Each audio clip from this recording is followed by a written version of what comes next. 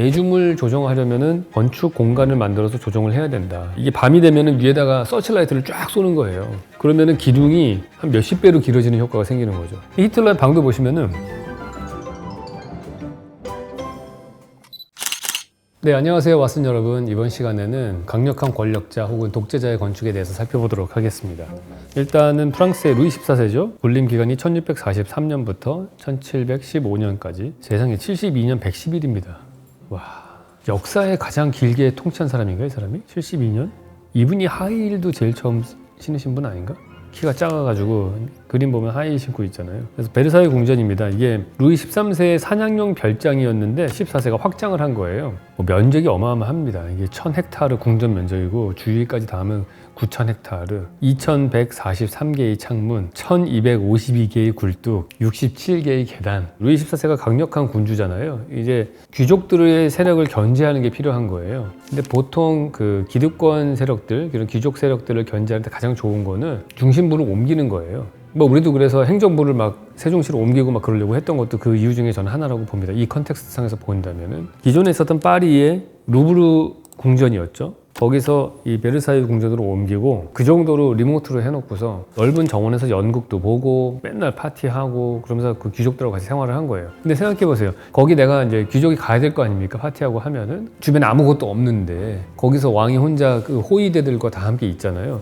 내가 거기 갈 때 호위 무사를 데리고 갈 수는 없는 거 아닙니까? 군대를. 그러니까 얘는 그냥 거의 볼모 잡힌 격인 거예요, 그냥. 디자인을 보면은 여러 가지 사이즈나 규모 이런 거 압도적인 거는 말할 것도 없지만은 앞으로도 계속 나올 모든 독재자 건축의 공통점인데 좌우 대칭이에요.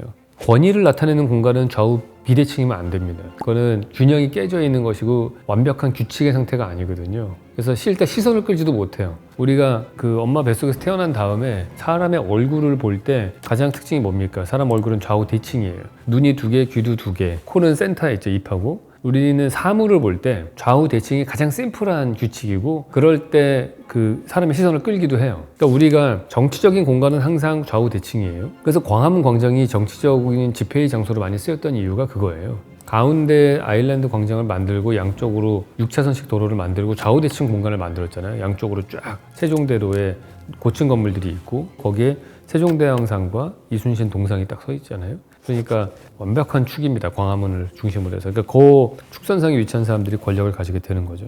거울의 방이라고 있는데 제가 권력을 나타내려면은 쓸데없는 데 돈을 많이 써야 된다. 그런 얘기 했어요. 고인돌 얘기할 때도 했고 여러 가지로. 내가 돈이 많다는 걸 과시하려면 명품백을 들어야 되지. 동창회 할 때 두루마리 휴지 들고 간다고 안 된다고 했잖아요. 그러니까 생필품은 안 되는 거예요. 그래서 내가 정말로 쓸데없는 데도 돈을 써야 되는데 그 당시에 이 루이 14세가 왕이었을 때 진짜 가장 비싼 건축 재료가 뭐였겠어요? 유리일 거예요, 아마. 판판한 유리를 만드는 것도 엄청난 세공 기술이었을 거고 그 당시 지금이야 흔해 빠진 게 이런 판유리지만은 20세기 되기 전까지는 판유리를 만드는 것들도 그렇게 흔치 않았거든요. 근데 그거를 만들어야 되고 뒤에 가공해서 거울을 만들어야 되는 거예요. 그러니까 그 엄청난 하이테크 기술과 엄청난 돈을 들여야지 만들 수 있는 게 이런 거울의 방입니다. 그리고 저 금색으로 막 발라져 있는 방들 모양들 보시면은 하여튼 엄청난 돈이 들어간 거죠. 샹들리에도 마찬가지로 유리잖아요. 유리를 세공해가지고 만들고 이런 것들이 저 방 하나만 딱 봐도 진짜 돈으로 치면은 웬만한 마을 하나 만들고도 남을 정도의 돈일 거라고 봐요.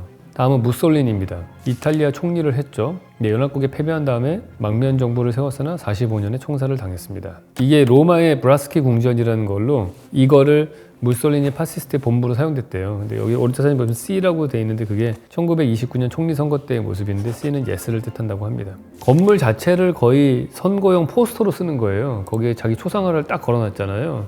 요즘도 이제 이런 거 많이 보시죠. 여러분 이제 4월 총선 다가오니까 공천 받으려고 하는 분들이 목이 좋은 곳에 상가에다가 엄청나게 큰 자기 얼굴 사진을 걸어놓고 있지 않습니까? 그거랑 똑같은 거예요.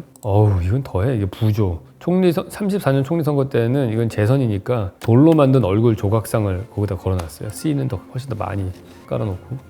현재는 지금 창문으로 다 복원하는 쪽으로 갔네요. 이탈리아 파시스트 건축에 되게 유명한 거가 이 주세페 테라니가 설계한 꼬모라고 하는 어떤 휴양도시 같은 데가 하나 있거든요. 거기에 이게 하우스 오브 파시스트인가 그래요. 당사죠. 파시스트 당사 같은 건물이 하나 있어요. 근데 보통 우리는 이 건물을 이탈리아 합리주의 건축이라고 얘기를 하거든요. 합리주의 건축의 대표작이다. 합리주의가 뭐냐? 그냥 직관적인 설계는 절대 안 하는 거예요. 모든 거를 다 합리적인 이유에 의해서 나오는 건축. 이거 길게 설명할 수는 없으니까 이거 보시면은 인면에 하나, 둘, 셋, 넷, 5개의 창문이 뚫려 있죠. 오른쪽에 벽체가 민자로 된 벽이 있어요. 근데 보시면은 여기가 딱 모듈러 상으로 요 2개의 창문 폭이거든요. 여기. 그래서 이거를 이제 유명한 그 논문이 있어요. 피터 아이젠만이 캠브리지 대학교 박사 논문을 썼을 때 한 건데 주사페 테라니의 팔라초 테라니 이거를 만들 때 그 디자인 프로세스 그거를 쫙 프로세스를 보여준 거예요. 인면이 있으면은 얘를 7등분을 하고 밑으로는 4등분 한 다음에 오른쪽에 2줄은 벽으로 바꾸고 얘가 발코니가 밀려서 들어가고 뭐 이런 프로세스가 있거든요. 근데 그걸 다 합리적인 프로세스로 디자인을 했다 이렇게 얘기를 합니다.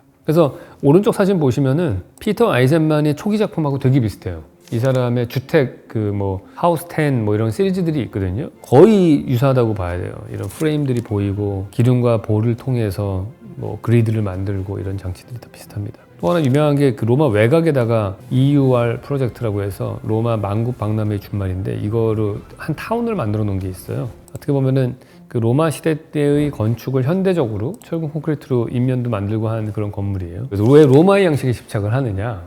인류 역사상 서양 문명권에서 알고 있는 최초의 제국이 로마잖아요. 로마의 건축이 다 이미 깔려 있단 말이에요. 전 유럽에. 근데 내가 후발주자로 내가 독재자야. 근데 새로운 스타일로 모던한 건축을 했어요. 그러면은 로마의 건축과 다르잖아요. 그러면 내가 그걸 엄청나게 로마 제국이 지은 것만큼 지어야지 그 효과가 나는 건데 로마 제국의 건물이 지금 한 1000개쯤 유럽에 깔려 있어요. 근데 내가 똑같이 나를 나타내는 건축을 로마 디자인 양식으로 쓰는 순간 내가 하나만 딱 제대로 지어도 저기 변방에 있는 그 로마 시대 때 건축도 이 사람의 건축 스타일이 되는 거죠. 이 독재자의 힘이 그 과거에 있었던 건축을 그대로 재활용하는 그런 게 되는 거죠. 그래서 로마의 양식에 집착을 하는 것이 아닌가 그런 생각이 들어요. 아돌프 히틀러의 건축이죠. 이분이 1889년도에 출생을 했고 재임 기간이 34년부터 45년까지로 돼 있어요. 근데 이분이 이제 뭐로 유명하냐면은 이분은 독재를 할 때 건축의 힘을 알았던 것 같아요. 대중을 조정하려면은 건축 공간을 만들어서 조정을 해야 된다. 그래서 건축가 중에 유명해요. 알베르트 슈페어라고 해가지고 그분을 고용을 해가지고 되게 막 웅장한 그러한 건축을 만들어요. 그리고 또 하나 있죠. 이런 독재자들이라든지 이런 사람들이 되게 힘을 쓰는 게 영화예요. 그래서 소련이나 독일이나 이런 데의 특징이 영화를 엄청나게 공을 들입니다. 그래서 그런 쪽에 되게 많이 발전했어요. 근데 이제 영화와 건축이 되게 비슷하잖아요. 우리가 눈이라고 하는 카메라로 찍은 그 장면이 결국엔 영화의 카메라가 찍은 거니까 그걸 통해서 사람들의 생각을 보이지 않게 압박을 할 수 있는 거거든요. 히틀러가 그걸 알았죠. 이 사람이 자기의 궁전 지을 때에도 자기의 집무실은 저 뒤쪽에다 놓고서 엄청나게 많은 문과 막 휴먼 스케일을 압도하는 그런 거대한 방과 기둥들과 이걸 거쳐서 들어가게 하는 거예요. 자금성을 제가 보통 얘기를 하는데 자금성의 공간 구조도 전형적으로 독재자의 건축이거든요. 담장에 해자가 있고 거기 건너면 문이 있고 거기 통과하고 나면 또 문을 건너고 또 창든 문지기고 통과하고 막 이렇게 해서 그 맨 안쪽에 있는 공간에 누군가 딱 올려다보게 해놓으면 걔는 그냥 엄청난 권위를 가진 사람이 되는 거예요. 그러니까 히틀러도 그걸 알아가지고 히틀러의 방까지 오기 전까지는 엄청난 시퀀스를 통해서 그거를 통과해서 오게끔 하고 점점 긴장되고 심장박동수 빨라지고 그런 다음에 히틀러를 만나게 하는 거죠. 히틀러의 방도 보시면은 엄청 길어요. 근데 딱 들어오면은 책상이 저 멀리 있어. 권력자는 그 사람이 사용하는 공간의 부피와 권력은 비례하게 돼 있어요. 딱 들어가는 순간 나의 문부터 저 사람 책상까지 걸어가는데도 그냥 한참 걸리는 거예요. 그래서 계속 그 사람을 쳐다보면서 가야 되잖아요. 그 많은 시간을 들여서 그런 자체가 완전히 압도되는 거죠. 거기서 우리가 왜 협력업체들이랑 할 때 자꾸 계약서상에 갑인 사람들은 자꾸 들어오라고 하잖아요. 자기 사무실에 그 말 표현이 진짜 기분이 되게 나빠요. 들어와. 그러면 들어오라고 하면은 그 사람은 차 타고서 갑의 사무실에 차를 세우고 경비원한테 폐차를 받고 행신분증 주고 바꾼 다음에 안에 들어가서 여러 개의 그걸 거쳐가지고 그 부장님 자리까지 가야 된단 말이에요. 그 단계가 결국에는 그 안에 있는 사람, 내가 만나러 가는 사람의 권위를 키워주는 효과가 생기는 거거든요. 그리고 우리가 이 슈페어의 이 도시계획이나 건축을 보시면은 핵심은 아웃 오브 휴먼 스케일이에요. 옛날에 뭐 로마 시대 때도 도움이 있었어. 그래 도움 만드는데 우리는 곱하기 100이야. 이런 식으로 하는 거예요. 그러니까 도움이 제가 여러 번 말씀드렸지만은 건축할 때 돈 제일 많이 들어가는 그런 건축물이고 부의 상징이고 권력의 상징인데 그거를 일반 사람들이 생각하기에는 정말 상상하지 못할 정도로 압도하는 그런 스케일을 만들어요. 이걸 보면서 무슨 생각이 나냐면은 지금 중국이 좀 그렇잖아요. 중국이 뭘 만들 때 되게 압도하는 스케일로 만든단 말이에요. CCTV라든지 이런 것들. 근데 항상 제가 말했듯이 이런 과시의 건축을 하는 사람들은 실상은 그 정도의 권력이 없기 때문인 거예요. 독일이 사실은 이런 히틀러 때 이런 어마어마한 건축물을 구상하고 했던 거는 무슨 얘기냐면은 사실 그 당시 독일은 1차 세계대전 져가지고 보상금으로 호덕이던 시대거든요. 경제적으로는 최악인 시대예요. 근데 그림만 엄청나게 크게 그리는, 웅장하게 그 자존감을 회복하기 위해서.